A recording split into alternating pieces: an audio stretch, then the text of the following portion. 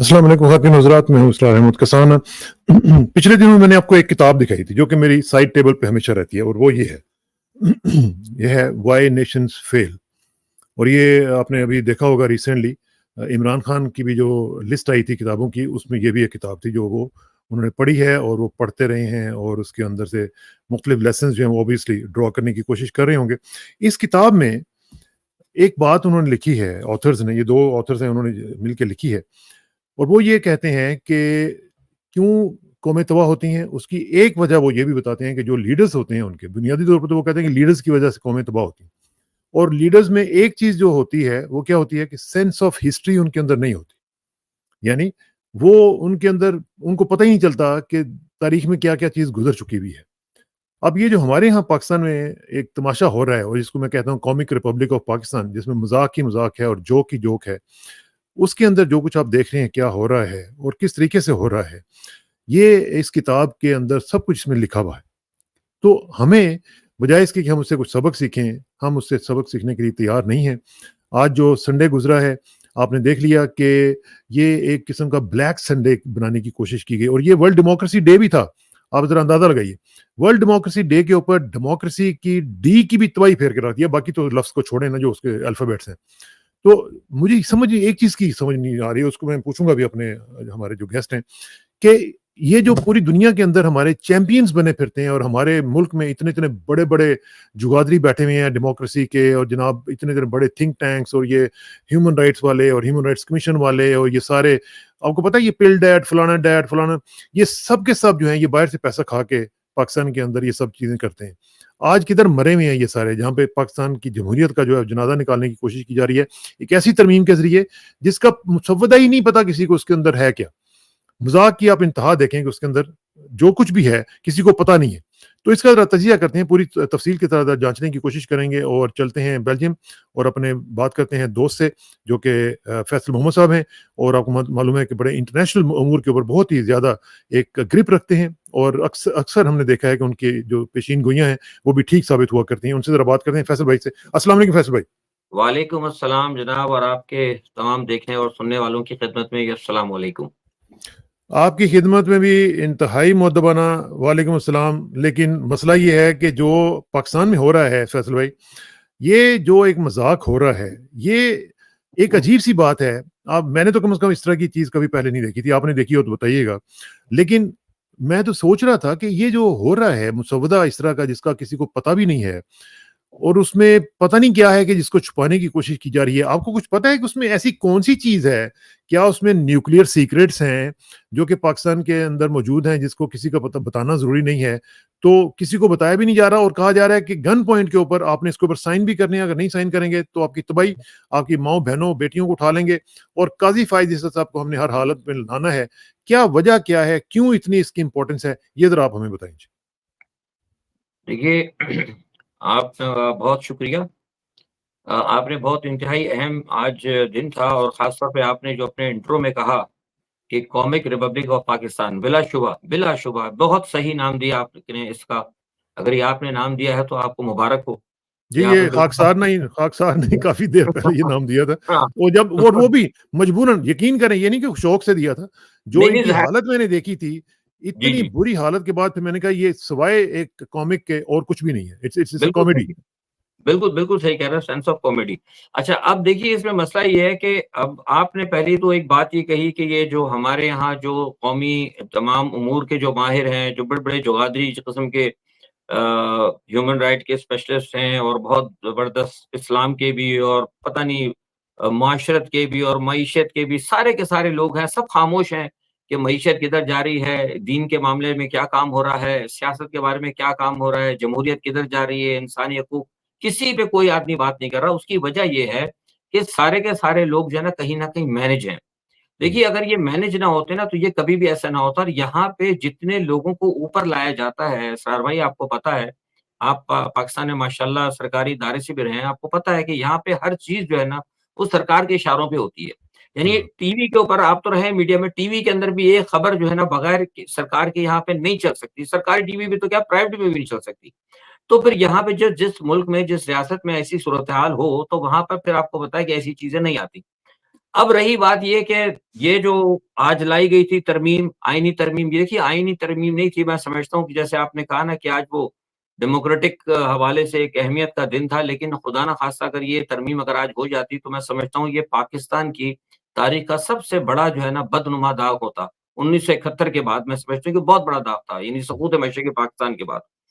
क्योंकि इसके अंदर जो चीज़ें आई हैं, जो मेरे पास जो मेरे ज़राए मुझे बताते हैं, इसमें तकरीबन 25 से ज़्यादा के जो हैं कुछ उसमें शक़ें हैं।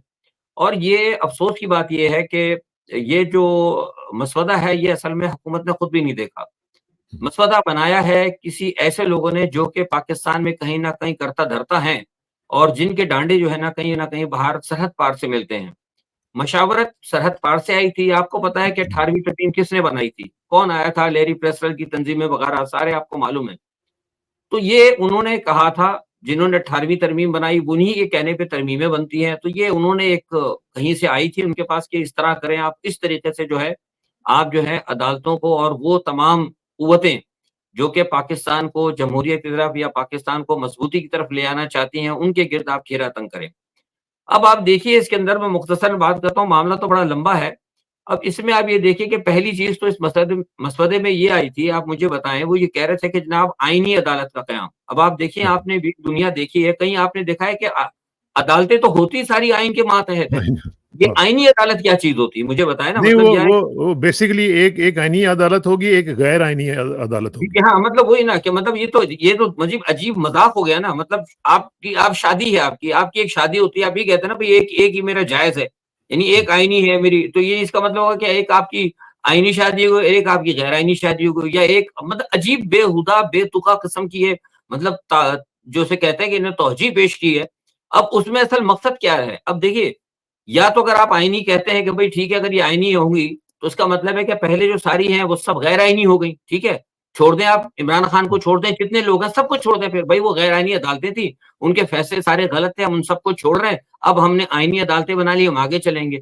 लेकिन ये ऐसा नहीं है, ये असल में आईनी अदालतें ये इसलिए बना रहे हैं कि जो पुरानी अदालतें बनी हुई हैं और जो कि इस वक़्त हकीकत में इंसाफ के ऊपर काम कर रही हैं। देखिए, पाकिस्तान के अंदर गुज़िश्ता कई सालों से जो कुछ ज़ुल्म और सितम और गैर कानूनी और गैर आईनी जो यहाँ पर इक़दामात हो रहे हैं, उसकी वजह से पाकिस्तान की जो जुडिशरी है ना, आपको पता है साहब साहब आप खुद बाहर रहते हैं, वेस्ट में हैं, आपके मामलात होते हैं।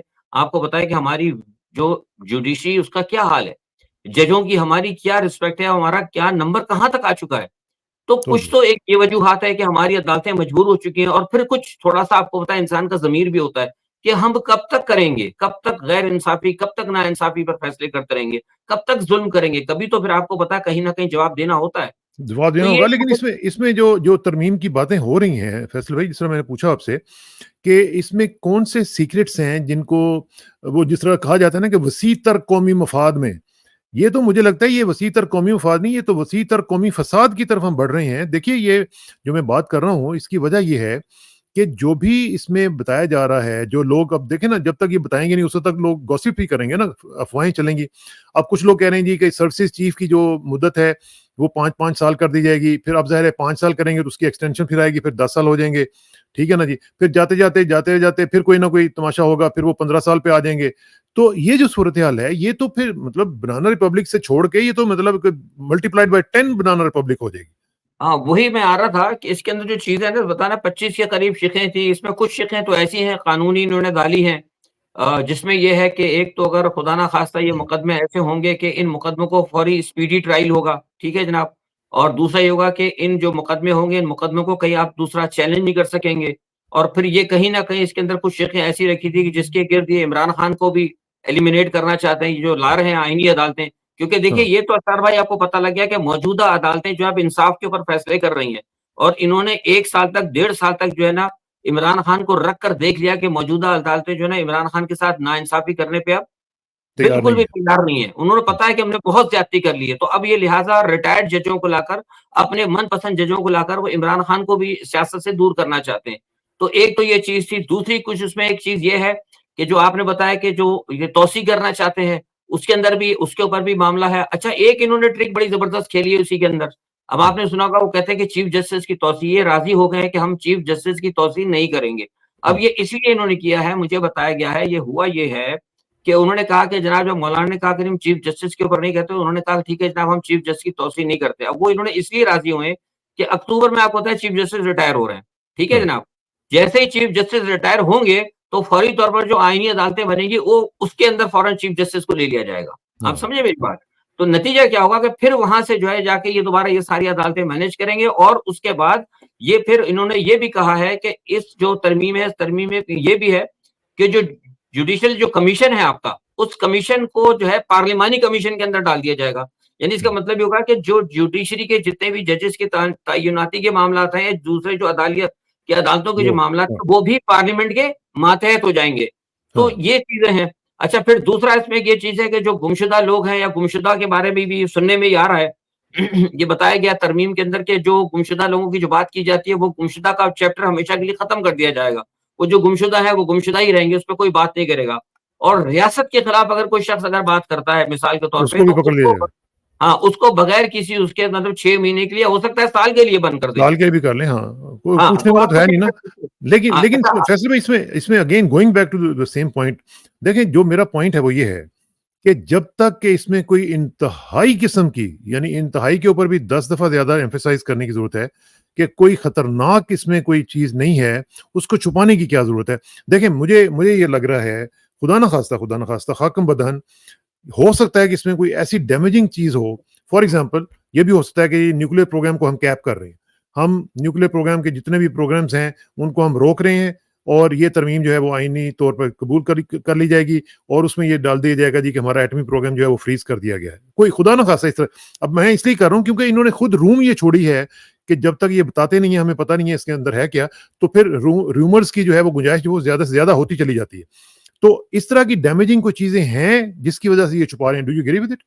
सर बिल्कुल ऐसी हैं, लेकिन मैंने आपसे कहा ना कि इसके अंदर बहुत सारी चीज़ें ऐसी हैं, जो कवानीन उन्होंने कहा है कि जो भी फिर हुकूमत जो कवानीन बनाएगी, या हुकूमत जो भी नोटिफ़िकेशन निकालेगी, उस नोटिफ़िकेशन को आप चैलेंज नहीं कर सकते। अब वो नोटिफ़िकेशन कंटेनमेंट ऑफ चाइना के हवाले से हो, वो नोटिफ़िकेशन किसी किस्म का कोई इमरान खान को सदाए मौत देने के हवाले से हो, वो नोटिफ़िकेशन या कोई फैसला जो है हुकूमत अगर करती है, कोई न्यूक्लियर के हवाले से या किसी चीज़ को कर रहे हैं, तो आप उसको चैलेंज नहीं कर सकते। उसमें लिखा है कि उसके फैसले को चैलेंज आप नहीं कर पाएँगे, वो कोई भी हो। उसमें ये नहीं लिखा, पर्टिकुलर ये नहीं है कि सिर्फ़ पॉलिटिकल, हर किस्म का फैसला जो हुकूमत करेगी, उसको आप चैलेंज नहीं कर सकेंगे। तो ये जो है ना, वाक़ई इसमें बहुत सारी चीज़ें हैं, और इसके अंदर एक ये भी कर रहा है कि वो आपके जो मैं समझता हूँ कि जो आइन की जो सेक्शन नंबर 63 ए है, हाँ, उसके उसको अंदर भी जो है, खत्म कर दें। हाँ, उसको भी कर रहे हैं। अच्छा, हाँ, दूसरे अलावा फिर सारे के सारे मामला जो दूसरे वो कर रहे हैं, ब उसके अंदर जो 91 के अंदर वो तो सारे का सारा मतलब आपका एक पैरेलल अदालती निज़ाम हो जाएगा। तो वो तो जो चाहे मतलब हुकूमत को ऐसे इख्तियारात मिल जाएँगे, आप जो न्यूक्लियर की बात कर रहे हैं, अगर मतलब गवर्नमेंट को ऐसे इख्तियारात मिल जाएँगे कि अगर वो ये कह दें कि मिसाल के तौर पर हम आधा मुल्क भी अगर बेच रहे हैं, तो आप उसको चैलेंज नहीं कर सकते। हाँ, ये ज़ाहिर है, ज़ाहिर है, एग्ज़ैक्टली। ज़ाहिर है।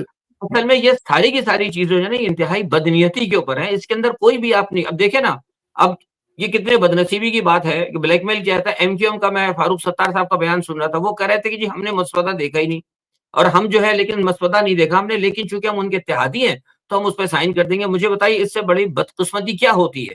कि आप एक चीज़ खुद कह रहे हैं, यानी इतराफ़ जुर्म कर रहे हैं कि हमने एक चीज़ नहीं देखी, लेकिन हम उसकी तरफ जो है जा रहे हैं। तो ये मैं समझता हूँ कि इंतहाई अफ़सोसनाक बात है, और फिर देखिए एक सबसे बड़ी बात ये है, सारे के सारे काम गैर कानूनी हो रहे हैं।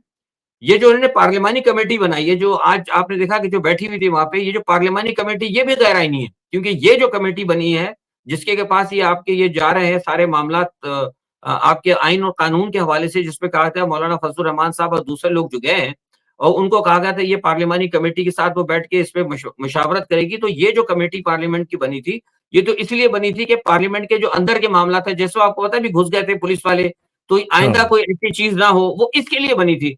वो हाँ, कमेटी जो है वो भी अब पार्लिमानी, ये जो आपकी जो आईनी तरमीम हो रही है उसके ऊपर जा रही है। तो मैं समझता हूँ कि ये सारे का सारा मामला इंतहाई गलत है। अच्छा, मौलाना साहब पर प्रेशर बहुत था, मौलाना साहब को खुद भी खतरा हो गया था, क्योंकि कुछ चीज़ें जैसे मैंने कहा ना, कि इसमें हाँ, एक ये चीज़ ये भी है कि अगर आपने फ़ौज के खिलाफ बात की, अच्छा अगर साइन कर देते हैं, मौलाना साहब ओके कर देते हैं, तो पता लगा कल ज़रदारी साहब ने नोटिफ़िकेशन जारी कर दिया, और उसमें ये कह दिया कि जनाब ये कानून जो है अब ये 23 जनवरी से लागू होगा। तो तो लग उसमें गए तो मौलाना मौलाना, साहब खुद पकड़े जाएँगे। हाँ, तो वो तो कह तो ऐसे मामलात हैं। तो इसलिए जो है फिर हुँ। वो सारा का सारा ये त तरमीम ये तो कुछ होता है इसका तो नहीं। शायद मेरा ख़्याल है इसी वजह से मौलाना साहब भी अभी तक रिलक्टेंट हैं, अभी तक आखिरी जो खबरें आ रही हैं, उस हद तक मौलाना साहब ने कमिट नहीं किया। मैं ख्वाजा आसिफ को सुन रहा था, वो कह रहे थे जी मौलाना साहब ने अभी तक हमारी कोई सपोर्ट का ऐलान नहीं किया है और ना ही वो अभी तक उनकी कोई इस तरह की इत्तलात आ रही है। लेकिन एक चीज़ मुझे बताएँ जो फैसल भाई, जो बड़ी इम्पोर्टेंट है। देखें आप माशाल्लाह एक दीनी ज़र्फ़ जो है वो रखते हैं, दीनी नुक्ता निगाह भी आपके पास से हमेशा एक सामने रहता है। ये जो सूरत-ए-हाल है, इस्लामिकली हमारे दीन के पॉइंट ऑफ व्यू से भी कोई ऐसा मुआहिदा जिसको आपने पढ़ा नहीं है, जिसको आपने देखा नहीं है, जिसके अंदर उसके मुंदरजात से आप वाकिफ़ नहीं हैं, उसके ऊपर साइन करना, क्या ये गैर शरई तौर पर बिल्कुल नाजायज़ नहीं है शरई तौर पर अगर देखा जाए? मुकम्मल तौर पर गैर शरई है, गैर इस्लामी है, वाज़ेह तौर पर कहा गया, हत्ता तक ये कहा गया कि जब तक आपको किसी चीज़ के बारे में पता ना हो, आप उस पर राय ना दें। आप चाहे हाँ, जाके उसकी तस्दीक कर रहे हैं, ये तो तस्दीक की बात है ना। हाँ। हमें तो राय देने के लिए मना किया गया है इस्लाम के अंदर कि अगर किसी चीज़ के बारे में आपको नहीं पता तो आप खामोशी इख्तियार करें। लेकिन यहाँ तो वो दस्तखत करके उसकी तस्दीक कर रहे हैं कि जो कुछ हो रहा है वो होना चाहिए। तो ये जो है ना बुनियादी तौर पर तो अवाम के इसका मतलब ये हुआ कि ये गैर जमहूरी भी है, ये गैर जी, सियासी भी है और ये गैर इस्लामी भी है। गैर इस्लामी, गैर जमहूरी, गैर माशरे हर तरीके से इसका कोई जवाज़ नहीं है। इसकी कोई भी आप इसकी वो जो है वो नहीं पेश कर सकते। और आप देखें ना सबसे पहले इसके अंदर एक अब ये जजों के खिलाफ जो है ये जजों का जो है अब आप देखें ना ख्वाजा आसिफ की आपने बात किया, ख्वाजा आसिफ साहब ने वाज़ेह तौर पर कहा है कि इनको खुफिया मदद आ गई थी। भैया आप देखें कि बराह रास्त आप अदालतों को आप वो जा रहे हैं सामने और कल मुझे लगता है कि मेरा ख़्याल है कि शायद हो सकता है कल इनको चाहिए कि आज इनको टाइम मिल गया है, फौरी तौर पर जाएँ मेरे ख़्याल से इनको कहा तो गया है, हमने भी मशवरा दिया है इनको अपने तौर पर कि भई आप जाएँ सुबह-सुबह सुप्रीम कोर्ट के अंदर इसकी जो आईनी तरमीम आ रही है, गैर हाँ ना, आईनी हाँ, तरमीम, इसके खिलाफ हाँ। आप जाके हाँ, इसके ऊपर लगाएँ और मैं समझता हूँ कि देखिए एक मेरा इसमें तजिया ये है असरार भाई पता नहीं हो सकता आप इससे मतलब आपके सामईन इससे उसको से मुत्तफ़िक हों या ना हों। मैं समझता हूँ कि ये जो असल में काम हुआ था ना, ये जैसे ही कल 8 जजों का जो आया था फैसला, इन्होंने बिल्कुल बड़ा वाज़ेह कर दिया था। मतलब आपको एक बड़ी क्लियर डेड मतलब लाइन मिल गई थी, गाइडलाइन मिल गई थी हाँ, कि हाँ, कौम का मैंडेट छीना गया है। ठीक है जी? और आपको बिल्कुल। पता है हाई कोर्ट की तरफ से ये भी बात आ गई थी कि ये जो सुप्रीम कोर्ट ने जो वज़ाहती बयान दिया है, इससे वो 45-47 का जो फड्डा चल रहा है, 45-47 वाला वो भी किसी हद तक क्लियर हो जाएगा। तो मैं समझता हूँ कि कल जैसे ही ये आया था तो फौरी तौर पर फिर पीटीआई को चाहिए था, पीटीआई के लीडरों को चाहिए था वो मुतहर्रिक होते। वो पीटीआई अवाम मैं आपको बताऊँ फैसल भाई ये जो पीटीआई वाले हैं ना, जो बाहर की क़यादत है, आप यकीन जी, मानें ये इतनी पैथेटिक है। ये जी, इतनी जी। पैथेटिक है कि हम सोच भी नहीं सकते थे कि ये जितने नैले किस्म के लोग निकले हैं, इनको जी, पता जी। ही कुछ नहीं। इनके सामने देखें, इनके 3-4 बंदे जो हैं उनको उन्होंने वापस ले लिया, उनकी सीटें जो हैं वो वापस दे दी। फिर इनके साथ जो 2-3 लोग थे उनको उन्होंने कहा जी कि आप क्यू लीग में हैं, फलानी लीग में हैं और इन्होंने कुछ भी नहीं किया। They have not even approached the supreme court कि जी हमारे साथ हो क्या रहा है? इलेक्शन कमीशन जो है वो इनके साथ तवाही फेर देता है और ये चुप करके बैठे रहते हैं। जी, बिल्कुल सही कह रहे हैं। मैं यहाँ पे आपको एक और खबर भी आपको बता दूँ, मैंने अपने ज़राए से तस्दीक की थी। आपको पता है कि अभी जो कुछ गुज़िश्ता आपको पता है कि जुम्मे को उन्होंने एहतजाजी तहरीक की कॉल देनी थी। हुँ, आपको पता है ना पिछले जुम्मे? वो पोस्टपोन हो गई थी। जी हाँ, तो वो सुल्तान वो आपके जो राजा हैं, सलमान राजा जी, जी। सलमान अकरम राजा, उन्होंने एक बयान दिया आके उन्होंने ये बयान दिया कि जनाब हम जो है हुकूमत को टाइम देते हैं, हम दो थोड़ा-सा हुकूमत को टाइम दे रहे हैं, हम ये एहतजाजी तहरीक जो है, मैं समझता हूँ कि उन्होंने बहुत बड़ी गलती की है और उसकी वजह से खैबर पख्तूनख्वा की जो पीटीआई है ना, उसको बड़ा ज़बरदस्त धचका लगा है। धचका लगा, क्योंकि हाँ। वहाँ मुझसे कई लोगों ने कहा है, उन्होंने कहा कि जब आपको पता है कि हमने अपनी जान पर खेल कर बहुत हद तक हमने मतलब उन्होंने रेड लाइन क्रॉस कर दी थी ना, उन्होंने इस हद हाँ, तक वो हाँ। चले गए थे। तो वो कहते थे कि जब आपने एहतजाज की कॉल दी थी जुम्मे को, तो आपको खड़ा होना चाहिए था। लेकिन आप हमें तो बिल्कुल आगे आपने धकेल दिया और उसके बाद जुम्मे को आपने एहतजाज ये कह के कैंसल कर दिया। सलमान अकरम राजा ने कि हम हुकूमत को टाइम देना चाहते हैं। भैया आप क्यों देना चाहते हैं टाइम? क्या कोई हुकूमत ने कहा है कि हम इमरान से बात करने जा रहे हैं? तो वो कहते हैं कि हमें बड़ी ज़बरदस्त मायूसी हुई और इसकी वज़ह से वो कहते हैं कि आपको टाइम मिल गया हुकूमत को। हुँ, अब वो टाइम क्या मिला वो आज आपने देख लिया ये खामोशी से मसवदा तैयार होके आ गया। तो आप हाँ। बिल्कुल सही कह रहे हैं कि जेल से बाहर जो इस वक़्त इमरान खान के अलावा जो क़यादत है या ये कंप्रोमाइज़ है या फिर ये मुकम्मल तौर पर नाअहल है इसमें कोई शक नहीं है। अच्छा एक एक और चीज़ भी मैं सुन रहा हूँ, हामिद मीर ने भी उसको कहा है, एंडोर्स किया है। वो कह रहे हैं कि एक इस्लामी मुल्क जो है, वो मौलाना के ऊपर बड़ा प्रेशर डाल रहा है और ज़ाहिर है कि वो सऊदी अरब होगा कि जी आप वोट दे दें इनको हुकूमत को। अब ये जो सूरत-ए-हाल है, इसमें हमारे जो इस्लामी ममालिक हमारे जो दोस्त हैं, उनको भी ज़रा थोड़ा-सा ज़रा दिमाग उनका ठीक होना चाहिए कि भई आप हमारे इंटरनल अफेयर्स में क्यों आप इतना मेडलिंग करते हैं? इनको भी समझ आनी चाहिए ना ये हम लोग इनके जाके मामलात में दखल देते हैं? सर हामिद मीर साहब की जो खबर है वो बहरहाल आप तक की होगी लेकिन मैंने इस चीज़ को चेक करने की कोशिश की है, सऊदी अरब से कॉल ज़रूर आई थी, इसमें हुँ, कोई शक नहीं। लेकिन अब ये मौलाना साहब तस्दीक कर सकते हैं, मेरे ज़राए ये कह रहे हैं कि वो सऊदी अरब से जो कॉल आई थी वो किसी सऊदी सरकारी की थी नहीं थी। वो वहाँ पे अच्छा। कोई ऐसी शख्सियत मौजूद है जो कि अब आप मैं नाम नहीं लेना चाह आपको पता है कि पाकिस्तान की और भी बहुत सारी शख्सियत हैं, जिनका ताल्लुक अस्करियत से पाकिस्तान के अस्करी ज़राए से है। और हुँ। आपको कह देता हूँ कि आपके हमारे साबिक़ा जो हमारे आर्मी चीफ़ साबिक वहाँ चीफ पर साहब हैं। हाँ, हाँ। जी, वहाँ पे मौजूद है और आपको पता है कि उनके और मौलाना साहब के बड़े अच्छे ताल्लुकात भी हैं। तो हुँ। सुनने में मुझे ये आया था कि वहाँ से उनके ज़रिए भी शायद अप्रोच कराया जाएगा, ये मुझे पहले ही बताया गया। तो हुँ। ग़ालिबन शायद हामिद मीर साहब ने अगर ये बात कही है, तो बात उनकी सही होगी। शायद ग़ालिबन हो सकता है कि इन्होंने शायद इनसे अप्रोच कराया हो, लेकिन मैं नहीं इनसे समझता कि हाँ। हाँ, मैं इनसे नहीं तो फैज़ल समझता भाई कि जो अख्तर मेंगल साहब हैं, कम से कम उन्होंने कोई अच्छी बात कही है। उन्होंने कहा कि ठीक है, अगर आपने वोट लेना है हमारा, तो हमारे जो 2000 लापता अफ़राद हैं, उनको आप छोड़ दें या उनको जी, अदालतों में पेश कर दें, तो मैं वोट दे देता हूँ। अब सादिक संजरानी साहब जो हैं, वो कह रहे हैं जी कि ठीक है, वोट के देने के बदले में एक अच्छी बड़ी पेशरफ जो है, वो हो सकती है। एक तो ये इस तरह के सादिक संजरानी जैसे जो टाउट्स हैं, ये जो क्रिएट किए जाते हैं इस तरह के लोग और ये फिर जाके बेड़ा गर्क करते हैं पाकिस्तान का, इन लोगों का भी कुछ काला कमा होना चाहिए। लेकिन अख्तर मेंगल साहब ने कम से कम 2000 जो लापता अफ़राद उनके बकौल हैं, उनका केस तो लड़ा है ना और तो किसी ने बात ही नहीं की। हाँ, बिल्कुल रीज़नेबल बात है। मतलब आपने अवाम के मफ़ाद की बात की ना, अभी तक देखिए जो बात हमने की है, जो आपने बात की है, जो कुछ सारा दिन भर तमाशा जो लगा रहा है, इसमें अवामी मफ़ाद की तो बात ही नहीं थी। कुछ इसमें भी किसी नहीं है। कैदी की कोई हाँ, किसी को कैदी के मफ़ाद की बात नहीं थी, किसी की मईशत की बात नहीं, सब ज़ाती मफ़ाद की बात हो रही है। और वो सारा जो है गैर मुल्की जो एक बैनुल-अक़वामी जो एजेंडा है, तो वो एजेंडे के तहत के जनाब वो चंद एक लोग जो हैं, जो पाकिस्तान के अशराफिया और बदमाशिया वही मालिक होगी, सारे इख्तियारात उसके पास होंगे। उनके इख्तियारात को, उनके अहकामात को कोई चैलेंज नहीं कर सकेगा और बाकी कौम जो है वो गुलाम होगी, वन जिसे कहते हैं ना, one slave and one master, उस तरफ लेके जा रहे हैं। ये सारा मामला उधर ही जा रहा है। जिस हिसाब से मैंने कहा ये था जो ये वन वर्ल्ड गवर्नमेंट की तरफ वन वर्ल्ड जी, जी, गवर्नमेंट जी, जो है। जी, जी, जी, जी। तो ये हाँ, हम असल में उसी तरफ कर रहे हैं और आपको पता होना चाहिए कि सारी दुनिया की सारी मुस्लिम दुनिया के अंदर सबसे बड़ा आबादी के लिहाज से और न्यूक्लियर ताकत और फ़ौज के हवाले से पाकिस्तान सबसे बड़ा वाहिद मुल्क है, जिसके पास एक फ़ौज भी है और एक हाँ, न्यूक्लियर ताकत है और न्यूक्लियर 25 करोड़ की आबादी रखता है मुस्लिम। तो इस हवाले से वो चाहते हैं कि सबसे पहले यहाँ पे इसकी जो इसको स्टार्टिंग खत्म की करें। जाए। हाँ, हाँ, इसको इसको खत्म यहाँ करें। पे किया जाए ताकि फिर दूसरे मुल्कों को देख के देखिए ना हुँ, पाकिस्तान ने जो कुछ मामलात किए हैं गज़ा के हवाले से जो हमारी मौजूदा जो एस्टेब्लिशमेंट है, मैं तो खुलकर कहता हूँ एस्टेब्लिशमेंट का हमेशा तो ताल्लुक रहता है।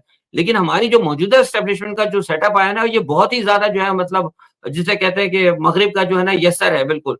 आप ये हुँ। देखिए कि जो गज़ा के हवाले से जो हमारा जो एक रहा है सिलसिला, हम बिल्कुल ख़ामोश हैं। तो ये हम किस तरीके से आप देख रहे हैं कि जो सवा लाखों आदमी वो शहीद हो गए और हमने यहाँ पे कह दिया कि आप परचम तक कोई नहीं उठा सकते। तो यहाँ पर ये इनको पता है कि ये हमने इनको कंट्रोल कर लिया है और अब हम चाहते हैं कि इनको उस सिस्टम की तरफ लेके जाएँ, हुँ।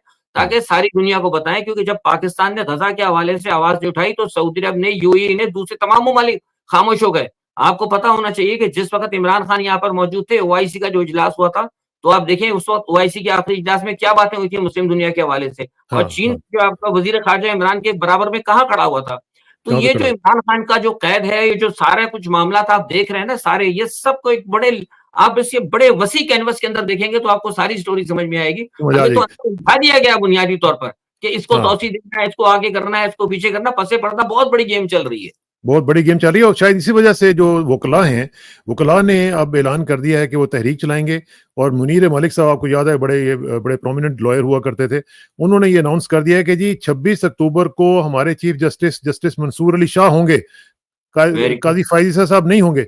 तो उनकी इस ऐलान के बाद और फैसल सिद्दीकी साहब भी उनके साथ हैं। तो उसके बाद जो हमारे जो टीवी चैनल्स हैं, उनको मना कर दिया गया है कि किसी भी तौर पर मुनीर मलिक और फैसल सिद्दीकी साहब जो हैं, उनका कोई भी न्यूज़ आइटम जो है वो आप नहीं चलाएँगे। आईनी तरमीम के खिलाफ जो भी बयान आएगा वो आप नहीं चलाएँगे। तो जहाँ पे ये सूरत-ए-हाल हो, वहाँ पे क्या हो सकता है? अब साथ ही साथ आप ये भी देख लें कि शायद खाकान अब्बासी साहब हैं, वो ये कह रहे हैं कि ये अदलिया का इम्तिहान है, उन्हें गैर आईनी तरमीम को स्ट्राइक डाउन करना चाहिए कि ये आइन की रूह के मुनाफ़ी है। अब अदलिया कहाँ पे है? अब सुबह देखते हैं कि क्या होता है या नहीं होता कुछ, लेकिन बहरहाल सूरत-ए-हाल जो है वो इससे बड़ी सीरियस है। जी, बिल्कुल सही है, वो सही कहा और यही बात मैंने भी कहा कि मैंने भी अपने तौर पर इनको कोशिश की है, जो हमारे ज़राए हमने उनसे कहा है कि भाई आप जाएँ सुबह अदलिया देखिए अदलिया ने जो अब जो कल अदालतों ने जो कल कहा था, आपको पता है 8 जजों ने कि भई इसको फौरी तौर पे उसको कहा था इलेक्शन कमीशन को कि आप इसको फौरी तौर पर नोटिफ़िकेशन हुँ, जारी करेंगे, नहीं करेंगे तो आपको कॉन्सिक्वेंसेज़ अब वो कॉन्सिक्वेंसेज़ अब आप देखें 24 घंटे से भी ज़्यादा हो चुके हैं। तो अब हाँ, आपको पता है कि अदालतों के पास इस वक़्त वो तो नहीं है ना, सोमोटो का हक तो है ही नहीं, वो तो खत्म करवा दिया काज़ी फ़ाइज़ ईसा ने। तो लामहला सी बात है कि अदालतें भी देख रही हैं कि हमारे पास कोई सुबह दरख़्वास्त जब ये दरख़्वास्त लगेगी इंशाअल्लाह, तो मुझे लगता है कि अदालतें जो है एक एक्शन लेंगी और उसको स्ट्राइक डाउन किया जा सकता है और करना चाहिए। क्योंकि ये मुल्क और कौम के खिलाफ है और ये आइन को देखिए अगर मुख्तसरन कहूँ ना इसमें तज्ज़िये का जो आखिरी लाइन है, वो ये है कि ये जो तरमीम ला रहे हैं या जो कुछ भी ला रहे हैं, जैसे भी ला रहे हैं, ये बुनियादी तौर पर पाकिस्तान में आइन को तोड़ने के लिए कानूनी जवाज़ पैदा करना चाहते हैं। हुँ। कि मुख्तसरन ये जो बात। जो जो चाहे जब चाहे आइन को जिस तरह भी चाहे वो मोड़ ले और जी मोम हाँ। की तरह वो जिस तरह भी चाहते हैं वो देखिए गुड़िया बना परवेज़ के रख मुशर्रफ दें। साहब ने एक छोटा-सा काम किया था ना, वो क्या था हेल्ड इन अबियट्स किया था, तो आप देखिए वो क्या हाँ, हुआ था उसके ऊपर, वो हाँ, बेचारे का हाँ। क्या हाल हो गया था। तो ये तो लेकिन अब हेल्ड इन इस अबियट्स इसके पर बाद देखिए ना हेल्ड इन अबेयंस इनको भी करना चाहिए ना जो ये कर रही हैं और वो इस हाँ, तरह हो सकता है कि पूरे के पूरे मुल्क में इसके ऊपर लोग जो हैं वो मुज़ाहरे करें पुरअमन तौर पर, जी। अपनी जो अपनी आरा है उसका इज़हार करें, मुज़ाहरे करें, प्रोटेस्ट करें, जिस तरह भी करें, उसके अलावा ये रुकने वाले नहीं हैं फैसल भाई। हाँ, बिल्कुल, ये तो मैं कह रहा हूँ अवाम को निकलना होगा। देखिए, मैं तो हमेशा से कहता रहा हूँ, इरशाद भाई पता नहीं आप मेरी इस बात से मेरा एक ये तसव्वुर मैं रोज़ अव्वल से जब से मैं सियासत में रहा था, 98 में जब छोड़ा, मैं हमेशा से ये कहता हूँ कि पाकिस्तान के अंदर एक गलत इन्होंने तसव्वुर डाल दिया है कि रियासत के जो मालिक होते हैं ना, वो ये कहा था कि एस्टेब्लिशमेंट रियासत की मालिक नहीं होती है। नहीं होती, रियासत हाँ, के मालिक वहाँ के अवाम होते हैं। यहाँ यूरोप में, एब्सोल्यूटली। अमेरिका में सब जगह हमारे यहाँ तसव्वुर ये डाल दिया गया है कि रियासत के मालिक जब तक ये अवाम नहीं खड़ी होगी, आपकी रियासत कभी सही दुरुस्त ट्रैक के ऊपर नहीं आ सकती, आपको ओनरशिप लेनी होगी। आप सही कह रहे हुँ। हैं। बिल्कुल सही बात है। अच्छा, आखिर में थोड़ा-सा मुझे बताएँ कि डोनाल्ड ट्रंप के ऊपर एक और फायरिंग का वाक़या हुआ है, वो गोल्फ खेल रहे थे, उनके करीब फायरिंग हुई है। ये क्या हो रहा है जी अमेरिका में? क्या वहाँ पे भी इस तरह के मामलात ही चल रहे हैं, जिस तरह हमारे यहाँ चल रहे हैं? वहाँ पे भी कुछ लोग नहीं चाहते हैं कि ट्रंप जो है वो इलेक्शन लड़ें या आगे आएँ? बिल्कुल ऐसा ही है और आपको पता है कि अभी ट्रंप ने भी हालिया एक बयान भी दे दिया था। आपको पता है जब वो कैमला हैरिस के दरमियान जो हाँ। बात हो रही थी बहस पे, तो उन्होंने कहा भी, उसने कहा कि इसराइल के हवाले से, तो उन्होंने कहा कि 2 साल से इसराइल है कहाँ? तो ट्रंप ने हुँ, जो बात ये कही थी, तो वो बड़ा मायने ख़ेज़ बात थी। तो बिल्कुल ऐसा ही है और आपको पता भी है, आप भी शायद ग़ालिबन पहले भी एक आध दफ़ा अपने प्रोग्राम में बात कर चुके हैं कि जो कुछ इमरान खान के साथ हो रहा है, वही वहाँ पे ट्रंप के अंदर हो रहा है, क्योंकि हुँ, यहाँ पे भी डीप स्टेट का मामला है और यहाँ पे जो एक स्टेटस को है पाकिस्तान के अंदर, वो उसको तोड़ना नहीं चाहते और वही हुँ, चीज़ जो है वहाँ पर भी है। और आपको पता है कि जो इस वक़्त जो मौजूदा अमेरिकन जो एस्टेब्लिशमेंट है, उसका जो रशिया के हवाले से यानी कंटेनमेंट ऑफ रशिया, तो कंटेनमेंट ऑफ रशिया के ऊपर जो है वो इसमें थोड़ा-सा इख्तिलाफ है। ट्रंप जो है वो चाहता है कि कंटेनमेंट ऑफ रशिया ना हुँ, हो, लेकिन कंटेनमेंट ऑफ चाइना के ऊपर डेमोक्रेटिक और रिपब्लिक दोनों एक हैं। तो ये है कुछ मामलात है, लेकिन वो चाहती है मौजूदा जो है वो चाहते हैं कि फौरी तौर पर रूस को भी कंटेनमेंट किया जाए। तो हुँ। उनको डराने की कोशिश की जा रही है, इख्तिलाफ़ात हैं, लेकिन मैं समझता हूँ कि ये अच्छी चीज़ नहीं है। इससे मैं समझता हूँ कि मेरा जहाँ तक ख़्याल है कि हो सकता है कि ट्रंप की मकबूलियत में शायद मज़ीद इज़ाफ़ा होगा। मज़ीद इज़ाफ़ा होगा, लेट्स सी देखते हैं उसमें क्या-क्या चीज़ें चलती हैं और हम लोग इसको इंशाल्लाह फ़ॉलो करते रहेंगे। फैसल भाई आपका बहुत-बहुत शुक्रिया, इंशाल्लाह आपसे जल्दी मुलाकात होगी जी। थैंक यू वेरी मच, अस्सलाम वालेकुम। बहुत आप